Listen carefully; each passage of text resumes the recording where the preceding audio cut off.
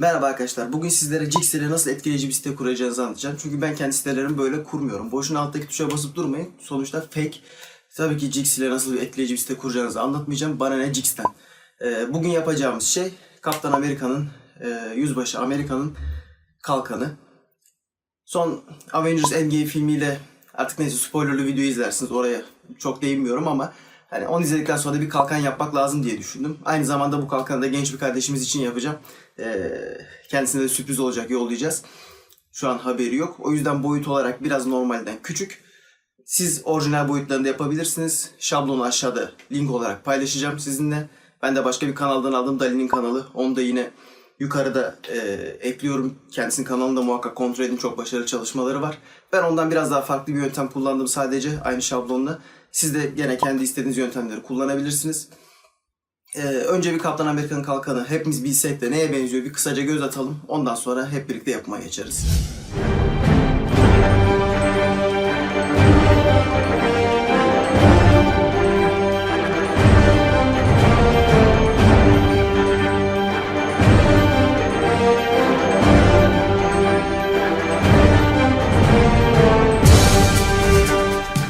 Evet, gördüğünüz gibi kalkan işte. Çok fazla da büyütmeye gerek yok. Biraz Amerikan bayrağını andırıyor demeyeyim. Amerikan bayrağı süslenmiş, yapılmış bir kalkan.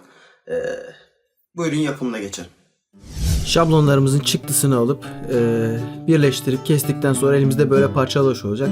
Yalnız şu yıldızın yani göbeğin olduğu parça biraz sıkıntılı bir parça. Bunu birleştirmemiz gerekiyor. Önce tek parça haline getirmemiz lazım ileride daha kolay çalışabilmek için. O yüzden yıldız ve kenar parçalar olmak üzere ayırıp tek bir kağıdın üzerine önce yıldızı, daha sonra da kenar parçaları koyup çizerek bu normalde 6 ayrı şekilden oluşan şablonu tek bir parça haline getiriyoruz.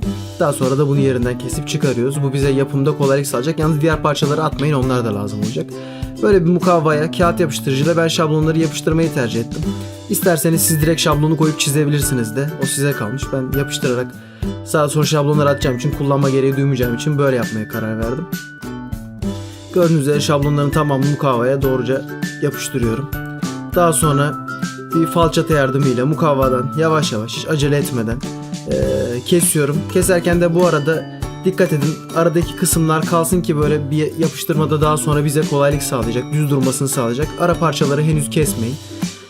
Makas da kullanabilirsiniz, o da bir çözüm, ancak falçatayla daha hızlı ve daha düzgün oluyor. Ben makasla böyle küçük düzeltmeleri yapmayı tercih ettim sadece. Sonunda bu şekil elinizde 4-5 tane parça olacak. Ben 5 mm'lik EVA foam kullandım. En büyük daireyi çizip içine komple şimdi kontak sementi yapıştıracağım. Kontak yapıştırıcıyı sürüyorum. Daha sonra aynı şekilde kartonların da içine kontak yapıştırıcıyı sürüyorum. Tamamını yediriyorum. Bir 10-15 dakika kadar kuruma süresi ayırıyorum. Onlar kururken de bu ortadaki yıldız parçasını yapmaya başlıyorum. Bu en küçük yıldız, yani iç taraftaki için 2 mm'lik normal craft foam dediğimiz kırtasiyelerde satılan EVA foam'dan kullanıyorum. Böylece orada bir derinlik yaratabileceğim. Katmanlı şekilde olacak, yani yıldız en altta duruyor, gözükecek.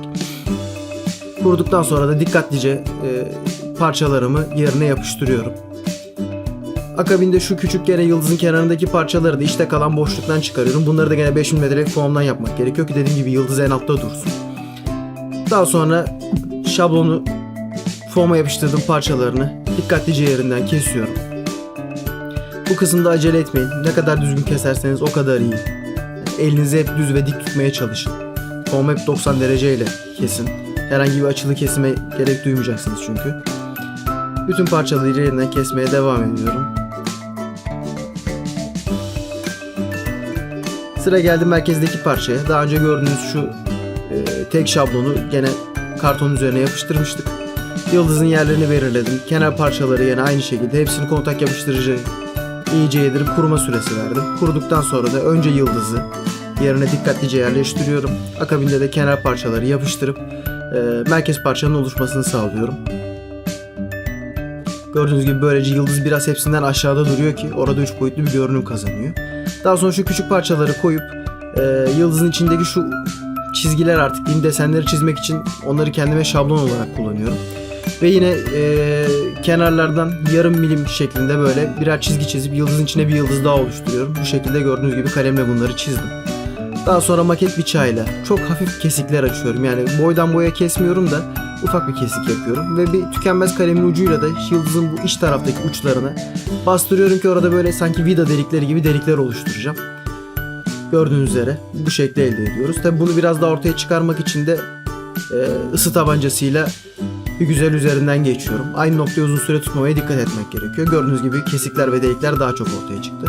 Artık bu gereksiz parçaları ayırmaya geldi sıra.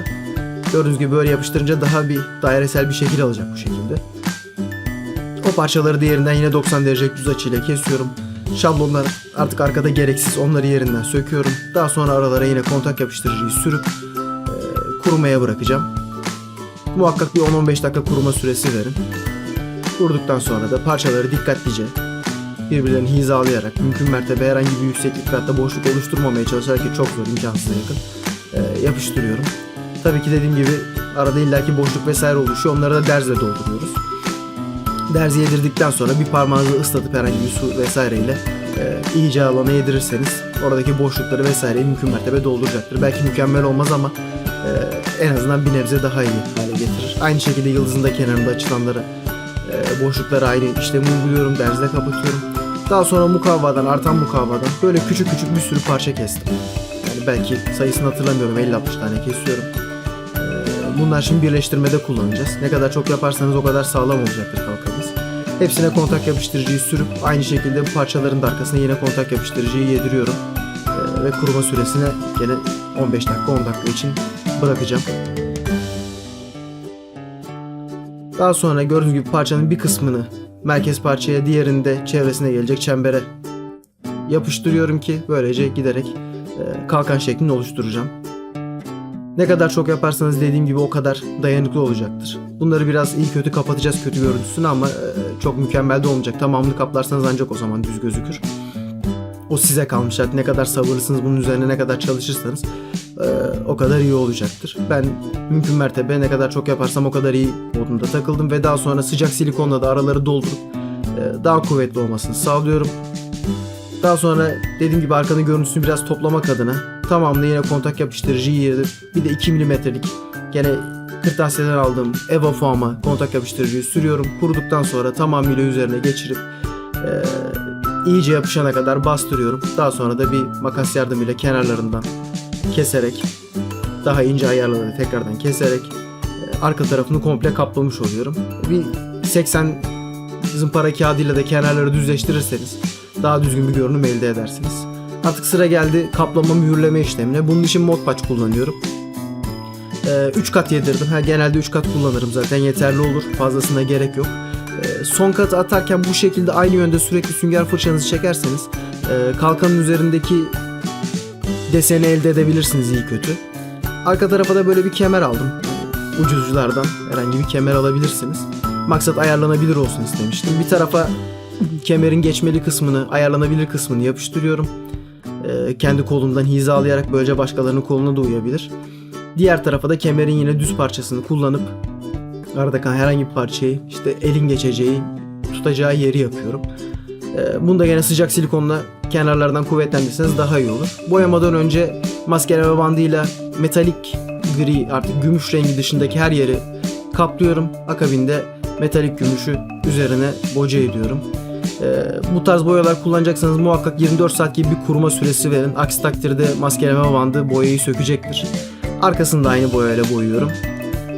24 saat sonra maskeleme bantlarını söktüm. Şimdi sıra geldi kırmızı boyayı boyamaya. Onun için de bu sefer diğer her yeri kaplayıp kırmızı olacak yerleri açıkta bırakıyorum. Aynı şekilde metalik kırmızı boya kullanacağım. Bunları kolaylıkla hırdavatçılarda bulabilirsiniz. Bisiklet boyası olarak da geçer isim olarak. 2 katta bundan atıyorum. Yine aynı şekilde 24 saat kuruma süresi vereceğim. Dediğim gibi yoksa maskeleme bandı sökecektir.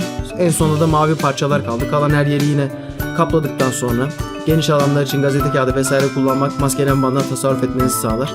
Metalik maviyi artık sıkmaya geldi üzerine. Bu da zaten son boya parçası gibi bir şey. Bunu da yine 24 saat kurumaya bırakacağım. O da kuruduktan sonra maskeleme bantlarını söküyorum dikkatlice. Yavaş yavaş kalkanın neye benzediği ortaya çıkmaya başlıyor bu sayede. Sökerken acele etmeyin. Genelde yüzeye dik tutmaya çalışın. Böylece boyaya zarar vermezsiniz. Maskeme bantlarını bitirdikten sonra yıldızın iç kısmındaki şu çizgileri böyle siyah bir marker kalemle eğer üzerlerinden geçerseniz oradaki detayları daha çok ortaya çıkarırsınız.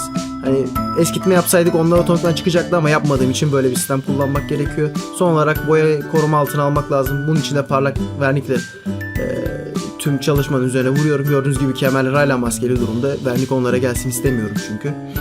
O da bittikten sonra artık oradaki maskeme bantlarını da sökebiliriz. Vernik kuruduktan sonra onları da söküyorum ve böylece Kaptan Amerika'nın kalkanını tamamlamış oluyoruz. Şimdi hep birlikte bakalım neye benzemiş.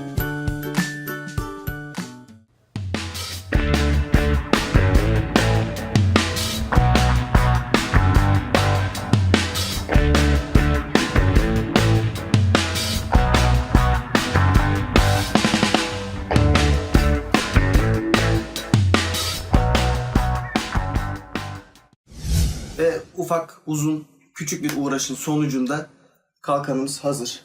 Gördüğünüz üzere belki mükemmel değil ama hani bir konuda vesairede sizi rahatlıkla Kaptan Amerika kostümünüzü tamamlar. Hafif, taşıması kolay. Yine arkadan böyle bir kemer sistemi yaparsanız herkesin takabileceği şekilde olur en azından koluna. Farklı kişilerin kol boylarına duyar. Hani buraya herkesin eli iyi kötü geçer de burada kol kalınlığına göre değişebilir bir ayar yapabilirsiniz.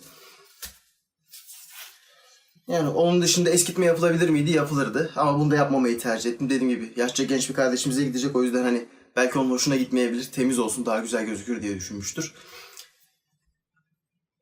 Uzun bir aradan sonra ilk defa bir yapım videosuyla tekrardan karşınızda oldum. Umarım yakında yine devam edeceğiz böyle çalışmalara. Bu kalkanla ilgili düşüncelerinizi, siz yaptıysanız fotolarını görmek isterim. Bana diğer sosyal medya hesaplarına ulaşabilirsiniz. Videoyu beğendiyseniz paylaşın, beğen butonuna basın. Gelecek videoda görüşmek dileğiyle, hoşça kalın.